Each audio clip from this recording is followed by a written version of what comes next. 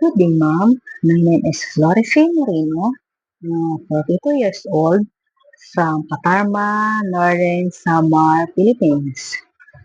I have one daughter, age 15 years old, and a grade 10 student.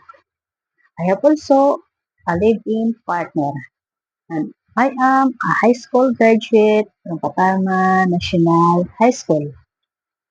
I also have a work experience as domestic helper in Kuwait for almost 7 years in one employer. And I am serving 4 members of the family, which is 2 adults and 2 children, age 2 years old and 5 years old. But my main duty is to taking care of the children, which is preparing their food, uh, sending to the school, and teaching them the proper hygiene habits like bathing, toothbrushing, and hand washing.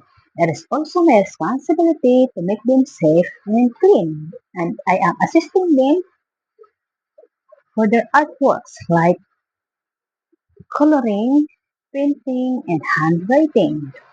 I can do also household chores like general cleaning, washing, ironing, and gardening.